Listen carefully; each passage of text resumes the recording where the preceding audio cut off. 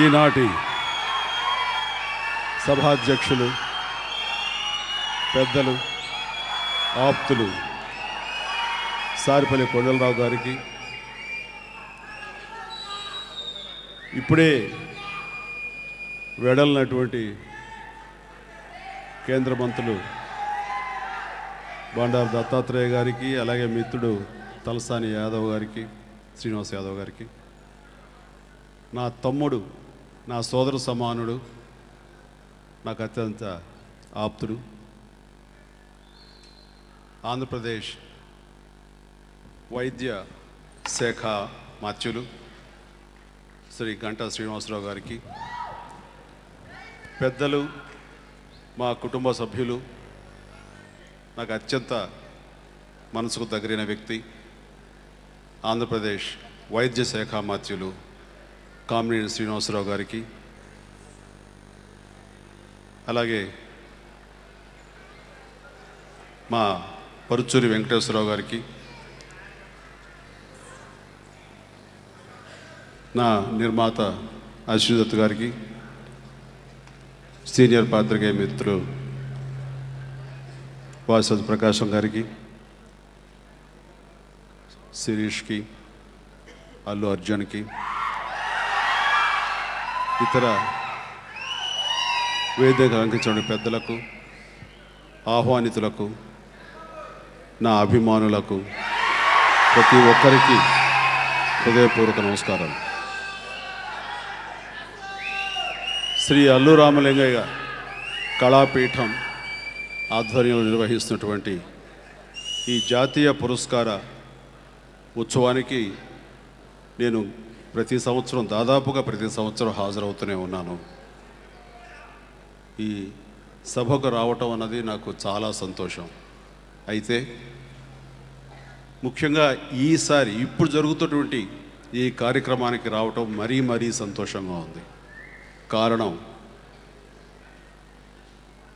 రామలింగయ్య గారికి అత్యంత ఆప్తులు, వారి మనసుకు అతి దగ్గరైనటువంటి వ్యక్తి, మా కుటుంబంలో ప్రతి ఒక్కరికి ఇష్టడైన శ్రీ రాఘవేంద్రరావు గారికి ఈ పురస్కారం జరగటం, ఈ అవార్డు అందివ్వటం అన్నది నాకు మరింత సంతోషంగా ఉంది. అదే కారణం, రామలింగయ్య గారిది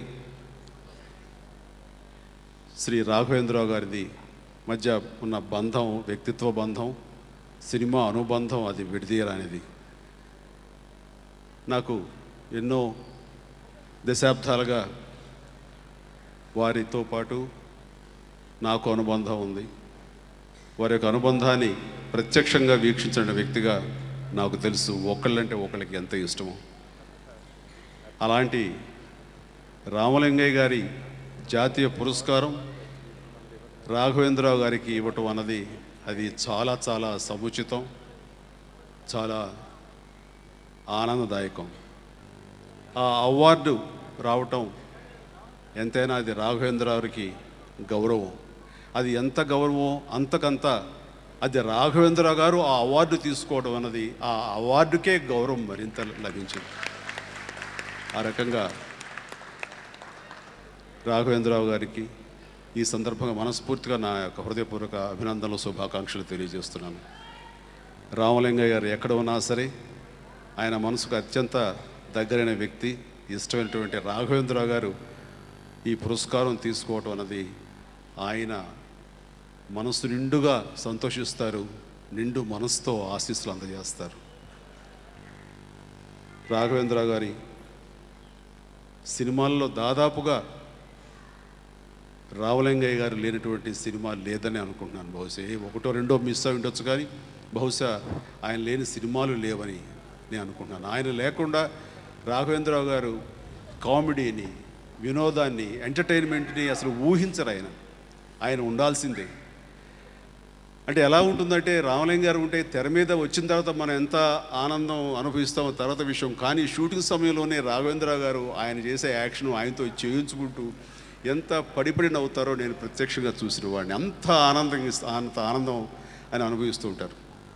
అంటే ఉదాహరణకి ఎలా ఉంటుందంటే, ఆయన ఆట పట్టించడం కూడా ఆయనకు ఒక పెద్ద ఆట విడిపోడు. సరదాగా రామలింగ గారు ఆ యాక్షన్ చేయండి అంటే, బాబు నాకు ఈ వయసులో అది బాగుంటుందా, బాగుంటుంది చేయండి కాదు అది సభ్యతగా ఉండదేమో అని నేను అంటారు. అందులో కొంచెం మసాలా, కొంచెం సెన్సార్ సంబంధించినవి ఉండేలా పెడతారు. సరే ఇంకా తప్పనిసరి డబ్బులు తీసుకున్నాము, ప్రొఫెషన్ కాబట్టి ఆ ప్రొఫెషనలిజం తోటి చేయాలని ఆయన చేస్తారు. చేసి ఆహాహా నేను తెగ నవ్వేసుకుని ఆనందపడతారు. సెట్లో అంతా గోలగా ఉంటుంది. తీరా చూసిన తర్వాత రామలింగ గారు మీ మనసుకు వ్యతిరేకంగా ఏమి చేయను, మీరు ఎలా అనుకున్నారు ఇప్పుడు చేయండి, ఇది సినిమాలో ఉంటుంది అంటారు. అంతసేపు ఆయనకి ఎంటర్టైన్మెంట్ రామలింగ గారు. అలాగా ఒకళ్ళనొకళ్ళు చక్కగా ఒక మంచి హెల్దీ దీంట్లో వాళ్ళిద్దరూ ఒకరినొకరు అలరిస్తూ అందరినీ ఆట పట్టిస్తూ చాలా సరదాగా ఉంటారు. అలాగే రామలింగ గారు అంటే ప్రత్యేకమైన గౌరవం ఉంది రాఘవేంద్రరావు గారికి. ఆయనకి ఏదైనా ఒంట్లో బాగుండకపోతే ఆయనకు వైద్యుడు కూడా రామలింగయ్య గారే. ఆయన మీద అంత నమ్మకంతో ఆయన ఇచ్చేటువంటి మందులు తీసుకుని ఆ రకంగా ఉపశమనం పొందుతుంటారు. సో వీరి అనుబంధం ఎన్నో దశాబ్దాలుగా జరిగింది. అది విడదీరాని అనుబంధం అది. సో వీరిద్దరి గురించి ముఖ్యంగా రాఘవేంద్ర గారి గురించి మాట్లాడే ముందు రామలింగయ్య గారి గురించి ప్రత్యక్షంగా నాకున్నటువంటి అనుబంధం గురించి నేను ముందుగా 4 ముక్కలు చెప్పుకోవాలి. అందరికీ తెలిసి రామలింగయ్య గారు ప్రముఖ హాస్య నటులు. అత్యద్భుతంగా పాత్రల్ని ఆయన తెర మీద నటించి చూపించగలరు, మెప్పించగలరు. ఆ రకంగా ఆయన రాణించే ఒక గొప్ప నటులు ఆయన. ఇది అందరికీ తెలిసిన విషయమే. కానీ చాలామందికి తెలియంది ఆయనతోటి వ్యక్తిగత పరిచయం ఉన్నటువంటి కొద్ది మందికే. అలాగ నాతోటి ఆయనతోటి మరీ ఇంటర్నల్గా అంటే ఫ్యామిలీ పరంగా ఆయన అల్లుడుగా నాకున్నటువంటి పరిచయంతో, ఆయన ఉండే ఇష్టంతో నేను మరీ ఆయనతోటి ఎక్కువ అవినాభావ సంబంధం ఏర్పరచుకున్నటువంటి సందర్భంలో ఆయన ఏమిటి, ఆయన వ్యక్తిత్వం ఏమిటి, ఆయన మనస్తత్వం ఏమిటి, ఆయన ఏ విధంగా ఆలోచిస్తారు అనేది చూస్తుంటే సినిమా నటుడుగా ఆయన అంటే నేను సినిమాలోకి రాకముందు వచ్చిన తర్వాత నాకు ఆయన అంటే అభిమానం. ఆయన అభిమానిగా నేను ఎప్పుడు ఆయన్ని ఇష్టపడుతుంటాను. కానీ వ్యక్తిగతంగా తెలిసిన తర్వాత నేను ఆయనకి వీరాభిమానిగా మారానన్న విషయం వాస్తవం. ఆయనలో ఎవరు చూడటువంటి, చాలా తక్కువ మంది చూసినటువంటి ఎన్నో కోణాలు ఉన్నాయి ఆయనలో. ఆయన ఒక వైద్యుడు, ఆయన ఒక మానవతావాది. కమ్యూనిజం భావాలని వంట పట్టించుకుని ఆ రకంగా ఒక అభ్యుదయవాదిగా ఆయన ఒక మానవతావాదిగాను ఉండేవారు. అలాగే స్వాతంత్ర సమయంలో పోరాటంలో పాల్గొని గాంధీ గారి మీద ఇన్స్పిరేషన్తో, స్ఫూర్తితోటి ఆయన గాంధేయవాదిగా కూడా ఉన్నారనే విషయం చాలా తక్కువ మందికి తెలుసు. ఆ సమయంలో జైలుకు వెళ్ళి ఆ రకంగా అన్ని రకాల బాధలు కూడా అనుభవించారు. ఆ రకమైన తన దేశభక్తిని చాటుకున్నారు ఆయన. అంతేకాకుండా ఆయన మనిషి చాలా సనాతన మనిషిగా కనబడతారు, కానీ చాలా అధునాతన భావాలు ఉన్నటువంటి మనిషి. ఆయన చాలా మోడర్న్ భావాలు ఉన్న మనిషి. ఆయన యుక్త వయసులో ఉండగా పాలకొల్లులో కొన్ని వర్గాలకు సంబంధించిన వారిని ఊరి చివర ఉండే పరిస్థితుల్లో వాళ్ళకి అస్పృశ్యత అనేటటువంటి ఒక పరిస్థితుల్లో పెట్టినప్పుడు అది దురాచారం అంటూ దాన్ని తీవ్రంగా ఖండిస్తూ వెళ్ళి వాళ్ళతో పాటు ఆ యొక్క పల్లెలో వాళ్ళ పక్కన కూర్చుని సహపంక్తి భోజనం చేసి ఆ రకంగా చాలామందికి కనువిప్పు కలిగేసేటువంటి గొప్ప మానవతావాది. ఆ రకంగా రామలింగాన్ని మనస్ఫూర్తిగా మనందరం అభినందించాలి. ఇది చాలా తక్కువ మందిలో ఉండేటువంటి గొప్ప గుణం అది రామలింగ గారికి ఉంది. అది ఇలాగా ఆయన భాష మీద, అలాగే మన తెలుగు సత్సంప్రదాయాల మీద ఆయనకు ఉన్నటువంటి మక్కువ ఎంత అంటే, ఆయన బిడ్డలు చెన్నైలో పుట్టారు, మెడ్రాస్లో. ఎక్కడ వాళ్ళకి తెలుగు భాషకు దూరం అయిపోతారో, తెలుగు సంస్కృతి, తెలుగు పండుగలకి, తెలుగు ఆచార వ్యవహారాలకు దూరం అయిపోతారో అని వారిని కట్టుదిట్టంగా ఉంటూ తెలుగుదనం పూర్తిగా వాళ్ళకి నేర్పే విధంగా, తెలుగుదనం అలవరుచుకునే విధంగా, తెలుగు చాలా స్పష్టంగా వాళ్ళకి వచ్చేలాగా, తెలుగు భాష ఏంటి, దాని గొప్పతనం ఏమిటని వాళ్ళకి తెలియజెప్పేలాగా అహర్నిశలు ప్రత్యేకంగా ఎంత బిజీగా తన ప్రొఫెషన్లో ఉన్నా సరే ఆ పిల్లలకి వాళ్ళకి ఆ రకంగా తెలుగు గొప్పతనం గురించి తెలియజెప్తూ వచ్చి ఆ రకంగా తెలుగు మీద తనకున్న అభిమానాన్ని, తనకు ఉన్నటువంటి ప్రేమని చాటుకున్నారు. ఆ రకంగా బిడ్డలకి తెలుగుదనాన్ని ఒక ఇదిగా ఇచ్చారు, వాళ్ళకి వచ్చేలాగా. ఆ రకంగా తెలుగు మీద ఆయనకి ఎంతో అభిమానం, పట్టు ఉంది. ఇక ఆయన గురించి ఇలా చెప్పుకుంటూ వెళ్ళాల్సి వస్తే ఎన్నో ఉన్నాయి. ఆయన ఆధ్యాత్మిక తాత్వికవేత్త కూడాను. రామకృష్ణ పరమహంస సూక్తుల్ని స్ఫూర్తిగా తీసుకుని దాని జీవితానికి అన్వయించుకున్నటువంటి గొప్ప వ్యక్తి ఆయన. అలాంటి సమయంలో ఆయన ఎన్నో సూక్తులు, ఎన్నో విషయాలు, ఎన్నో మంచి విషయాలు నాకు చెప్తున్నారు. ఆయనతో కూర్చోవటం అనేది ఒక ఎడ్యుకేషన్. అలా కూర్చున్న సమయంలో ఒక మాట ఆయన చెప్పింది నేను ప్రాక్టికల్గా నా జీవితంలో అన్వయించుకునేలాగా చేసింది. ఆయన ఎప్పుడు అంటూ ఉండేవారు, పెదవి దాటని మాటకు ప్రభువు నీవు, పెదవి దాటిన మాట ప్రభువు నీకు. నోటి వెంబట ఏదైనా ఒక మాట అనాలి అంటే ఆచితూచి అనాలి. అది భవిష్యత్తులో అన్న తర్వాత ఆచరించే దిశగా మనం నిలబడి ఉంటేనే, కట్టుబడి ఉంటేనే ఆ మాట అనాలి. ఎందుకంటే అన్న తర్వాత దాన్ని ఆచరించాలి, దానికి బానిసవు నువ్వు. ఆ రకంగా ఈరోజు కూడా నేను ఆ సూక్తిని, ఆయన చెప్పినటువంటి ఆ సారాంశాన్ని నేను పాటిస్తానంటాం ఈ సందర్భంగా చెప్పుకోవడం నాకు సంతోషంగా ఉంది. ఇలా రామలింగ గారికి ఇంకా చెప్పాల్సి వస్తే ఇలాగా వరుసగా ఎంతో చెప్పుకుంటూ వెళ్ళచ్చు. అది ఎందుకంటే వాళ్ళ కుటుంబ సభ్యుడు నేను కాబట్టి నాకంటే ఎక్కువగా ఎవరికి తెలుస్తుంటుంది ఇక్కడ బహుశా. ఆ రకంగా రామలింగయ్య గారు ఈ రోజున ఎక్కడ ఉన్నా సరే మనం ఆయన తలుచుకోవటం అన్నది ఆయన సంతోషిస్తారు. ఆయనకి మనం ఇచ్చే ఘన నివాళి ఈ రకంగా రాఘవేంద్రరావు గారిని మనం అందరం సత్కరించుకోవటం. ఇక ఈ రకంగా వారి ఆత్మశాంతి చేకూరాలని మరొకసారి అందరి సమక్షంలో కోరుకుంటూ, రాఘవేంద్రరావు గారి గురించి చెప్పాల్సి వస్తే నాకంటే ఎక్కువగా మళ్ళీ రాఘవేంద్ర గారి గురించి ఎవరు చెప్పరేమో అనిపిస్తుంది. మా ఇద్దరి మధ్య దాదాపుగా 3.5 దశాబ్దాల అవినాభావ సంబంధం ఉంది. ఆర్టిస్టుగా, నటుడుగా, ఒక దర్శకుడుగా సినీ సంబంధంతో మా యొక్క ట్రావెల్ స్టార్ట్ అయిన జర్నీ. కానీ తర్వాత తదనంతరం అది ఒక వ్యక్తిగత ప్రేమ, ఒక కుటుంబ సభ్యుడుగా, వారి కుటుంబంలో నేను ఒక సభ్యుడిగా, మా కుటుంబంలో ఆయన ఒక పెద్దగా ఆ రకంగా అవినాభావ సంబంధం ఏర్పడింది మా మధ్య. అది విడదీయరాని అనుబంధం. ఆయన అంటే నాకు అత్యంతమైనటువంటి ప్రేమ, వాత్సల్యం. అంత ప్రేమగా ఆయన కూడా పిలుస్తారు. నన్ను ఆయన ఏమని పిలుస్తారో తెలిసే ఉంటుంది. నన్ను ఎప్పుడు పేరు పెట్టి పిలవరు ఆయన. నాకంటే ఎంతో పెద్దవాళ్ళు, వాళ్ళ ముందు చాలా చిన్నవాడిని. నన్ను ఏం పిలిచినా సరే పలకాల్సినటువంటి పరిస్థితిలో ఆయన నా అత్యంత ఆప్యాయంగా బాబాయ్ అని పిలుస్తారు. ఆ పిలుపు చాలా చాలా ఆత్మీయంగా, చాలా హృదయంగా ఉంటుంది. అంతటి ఆత్మీయత ఉంది. ఆయనతో సినిమాలు చేయాలి, ఆయన సినిమాలు చేస్తేనే మనకి పురోగతి, అభివృద్ధి అని ప్రతి ఒక్క హీరో, హీరోయిన్లు ఎవరైతే వర్ధమాన నటీనట్లు ఉన్నారో వాళ్ళందరూ కూడా కోరుకుంటారు. నేను ఆయన దర్శకత్వంలో చేసే ముందే ఒక శుభలేఖ, ఇంట్లో రామయ్య, వీధిలో కృష్ణయ్య, మంత్రి గారి వియ్యంకుడు, ఖైదీ, చట్టానికి కళ్ళు లేవు ఇలాంటి సినిమాలు చేసిన విశ్వనాథ్ గారు, బాపు గారు ఇలాంటి పెద్ద దర్శకుల దగ్గర చేసిన, బాలచందర్ దర్శకుల దగ్గర చేసినా సరే ఎక్కడో చిన్న అభద్రతా భావం ఉండేది, ఒక ఇన్సెక్యూర్డ్ ఫీలింగ్. మనం ఇండస్ట్రీలో సెటిల్ అయ్యామా, స్టెబిలైజ్ అయ్యామా, ఇండస్ట్రీలో మన స్థానం సుస్థిరమేనా అని ఇలాంటి కొంచెం మీమాంస ఉంటూ ఉండేది. ఇలాంటి పరిస్థితుల్లో ఒకటే కోరుకుండేది, రాఘవేంద్రరావు గారి దగ్గర పనిచేస్తే మాత్రం ఇంకా మనకి ఢోకా లేదు, మనం సుస్థిరమైన స్థానం ఇండస్ట్రీలో అన్న ఫీలింగు నేను ఎదురు చూస్తుండేవాడిని. ఆ అవకాశం ఎప్పుడు వస్తుందో అని. ఆయన దర్శకత్వంలో అడవి రాముడు రామారావు గారికి ఇచ్చారు, అడవి దొంగ నాకు ఇచ్చారు. ఆ రకంగా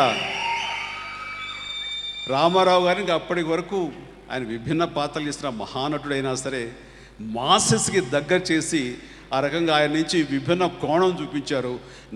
నన్ను మాస్ హీరోగా, మాసెస్ని మరింత దగ్గర చేసి ఆ తర్వాత నా సినిమా స్టామినాని ఎంతో హైట్స్కి పెంచారు ఆయన.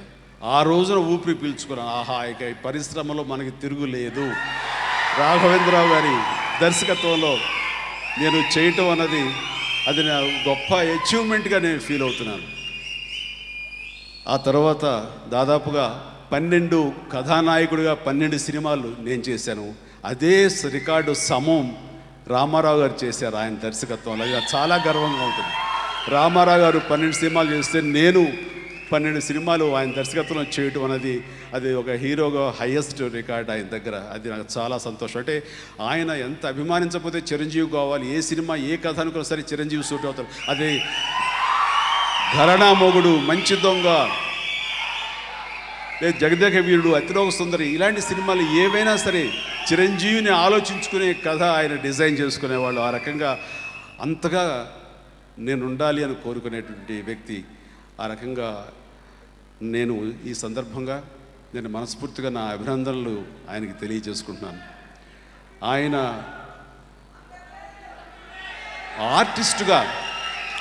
ఆర్టిస్టుగా నాకు ఆయనకు ఉండే సంబంధం గురించి ప్రత్యక్షంగా చెప్పక్కల సినిమాల్లో తెలుస్తూ వచ్చింది. కానీ వ్యక్తిగతంగా ఆయన ఎంత ఇదిగా లైక్ చేస్తారు, ఎంత ఇదిగా ఆయన అటెన్షన్ ఇస్తారు, ఎంత ఇదిగా ప్రేమగా చూసుకుంటారు అంటే చిన్న ఎగ్జాంపుల్ చెప్పాలండి. అడవి దొంగ నా మొట్టమొదటి సినిమా షూటింగు ఒక ఫారెస్ట్లో జరుగుతుంది. అక్కడ ఎండ బాగా విపరీతంగా ఉంది. అయితే ఆ టైంలో బిస్లరీ వాటర్ అంటే మినరల్ వాటర్ డిమాండ్ చేసి తీసుకోవాలి అని కూడా తెలియదు. ఎందుకంటే అది ఖర్చుతో కూడుకున్నదని నేను అక్కడ దొరికే సాదాసీదా వాటర్ని, అడవిలో దొరికే వాటర్ని తాగేవాడిని. తద్వారా ఒక్కోసారి గొంతు నొప్పి వచ్చేసేది, తర్వాత స్టమక్ అప్సెట్ అయ్యేది. ఆ రకంగా ఒకసారి ఆయన చూస్తుండగానే నా పక్కన ఉన్నటువంటి వాళ్ళకి మినరల్ వాటర్ ఇస్తూ నాకు మామూలు వాటర్లో ఇచ్చేసరికి నేను తాగుతుంటే అది చూశారు ఆయన అప్సెట్ అయ్యారు. ఏంటిది హీరో అయ్యి ఉండి ఆయనకు మామూలు వాటర్ ఇస్తున్నారు అని. అది నాకు గౌరవం లేకపోతే నాకు ఏదో ఇవ్వాలని కాదు. నాకు ఏదైనా అప్సెట్ అయితే హీరో కనుక ఒక రోజు రెస్ట్ తీసుకుంటే లేదా రాలేని పరిస్థితి షూటింగ్ ఉంటే మీకు ఎన్ని వేల రూపాయలు ఆ రోజు ఎన్ని లక్షల రూపాయలు లాస్ వస్తుందో మీరు ఊహించారా? మీరు ముందు వాళ్ళని పువ్వులా చూసుకోవాలి, వాళ్ళని బాగా చూసుకోవాలి. మినరల్ వాటర్ రేపటి నుంచి ఇవ్వండి అని చెప్పిస్తున్నారు. అప్పటి నుంచి నేను మినరల్ వాటర్ తాగడం నాకు అలవాటు. లేదంటే అప్పటిదాకా మినరల్ వాటర్ అనేది చాలా లగ్జరీ. అలాంటి రోజులు అవి. అంటే ఆ రకంగా ఎంత వ్యక్తిగతంగా ఆయన బాగా చూసుకుంటాడు, అంత ఇంత కాదు. మరీ ఆయన ప్రేమకు అభిమానానికి పరాకాష్ట ఏంటంటే, నేను సురేఖ ఊటీ షూటింగ్ వెళ్ళాం. తిరిగి వస్తున్నప్పుడు మేటుపాలెంలో ట్రైన్ ఎక్కాలి. అక్కడి నుంచి చెన్నై వెళ్తుంది ట్రైన్, మెడ్రాస్. ఆ ట్రైన్ మేము అందరం ప్యాకప్ చేసుకుని ఒకే రోజు ఊటీ నుంచి కింద దిగాం. దిగిన తర్వాత ఎప్పుడు ఆయన ఆర్డర్ చేశారో, ఎప్పుడు పురమాయించారో, ఎప్పుడు ఏం చేశారో తెలియదు. కానీ మేమిద్దరం మా కూపేలోకి వెళ్ళేసరికి లోపలంతా ఫస్ట్ నైట్ లాగా ఆయన మొత్తం డెకరేట్ చేసి స్వీట్లు పెట్టి చన్నీ చేశారు. ఆయన యొక్క డైరెక్షన్లో ఆర్ట్ సంబంధించి అంటే ఇలాంటి డెకరేషన్ సంబంధించి ఎంత గొప్పగా ఉంటాయి మనం అంత ఊహించుకోవచ్చు. అంతకంతగా అందంగా ఆ కూపేని అలంకరించారు. మేము ఫస్ట్ నైట్ అప్పుడు కూడా నేను కానీ సురేఖ్ కానీ ఒకరిని చూసి ఒకరు అంత సిగ్గుపడిపోలేదు. రాఘవేంద్రరావు గారు చేసేటువంటి దానికి నిజంగా చాలా సిగ్గుపడాల్సి వచ్చిందన్నమాట. అంత ఇదిగా చూపిస్తారు. ఏంటండి ఇదంది మరి ఏదో కొత్తగా పెళ్ళిన లాగా. బాబాయ్ ఎప్పుడు నువ్వు నిత్య పెళ్ళి కొడుకే, అందులో అమ్మాయితో వచ్చావు, నువ్వు ఉండాలి అంటూ ఆయన చాలా సరదాగా అవన్నీ అరేంజ్ చేస్తారు. ఇలాంటి జ్ఞాపకాలన్నీ గుర్తించుకోవాలంటే కోకొల్లలు. అలాంటి రాఘవేంద్రరావు గారు ఈ రోజున ఈ పురస్కారం అందుకోవటం మా అందరికీ నిజంగా చాలా సంతోషంగా ఉంది. ఈ రోజున మనసు విప్పి నేను మాట్లాడుతున్నానంటే అది రాఘవేంద్రరావు గారికి పురస్కారం ఇవ్వటం, ఆయన్ని మా కుటుంబ సభ్యులు మీరు అని మరింతగా చెప్పుకొని గుండెలకు మరింతగా హత్తుకునే ఒక గెస్చర్ ఈ రోజున ఆయనకి పురస్కారం ఇవ్వటం అన్నది. ఆ రకంగా ఆయన కూడా పెద్ద మనసుతోటి ఒప్పుకొని నేను వస్తాను, ఎందుకంటే రామలింగ గారు అవార్డు తీసుకోవటం అనేది నాకు చాలా సంతృప్తి ఇస్తుంది. అలాగే వస్తానని ఆయన వచ్చి అవార్డు తీసుకోవడం చాలా చాలా సంతోషంగా ఉంది. అండ్ ఈ సందర్భంగా సారిపల్లి కొండలరావు గారి గురించి చెప్పాలి. ఆయన అలాంటి మిత్రుడు రామలింగ గారికి దొరకటం అనేది నిజంగా రామలింగ గారికి అదృష్టం, మా కుటుంబం చేసుకున్న పుణ్యం అనిపిస్తుంది. అలాంటి వ్యక్తి ఉండి ఇది నిరంతరంగా నిరభ్యంతరంగా ఇది నిరాటంకంగా ఇలా సాగిపోతూ ఈరోజు ఇన్ని సంవత్సరాలుగా దశాబ్ద కాలం పైబడి ఈ యొక్క ఫంక్షన్ ఇలా చేస్తున్నారు, మీ అందరి సమక్షంలో చేస్తున్నారు, మీ అందరి యొక్క ఆశీస్సులు అభిమానంతో ఇలా చేస్తున్నారంటే కనుక ఆయన రామలింగయ్య గారు మరణించినా సరే ఈ రకంగా మనందరి మధ్య జీవించాలి అన్న సత్సంకల్పంతో చేస్తున్న సారిపల్లి కొండలరావు గారి యొక్క ప్రయత్నానికి మా కుటుంబం యావత్ అందరి తరపు నుంచి వారికి నేను సభాముఖంగా నా ధన్యవాదాలు కృతజ్ఞతలు తెలియజేస్తున్నాను. జై హింద్. అల్లు రామలింగయ్య జాతీయ పురస్కార సభలో ఈ అధ్యక్షులు సారిపల్లి కొండలరావు గారికి అల్లు రామలింగయ్య తనయ్య నూతన వస్త్రాలు తెచ్చారు. ఆ వస్త్రాలు అల్లు అరవింద్ గారు ప్రదానం చేస్తారు కొండలరావు గారికి.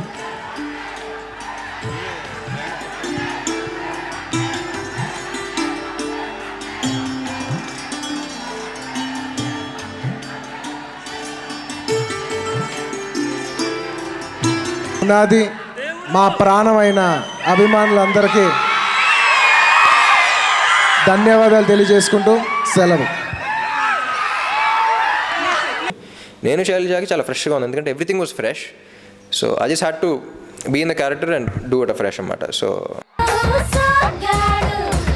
వాసి పడతా సదియా అది లెక్క.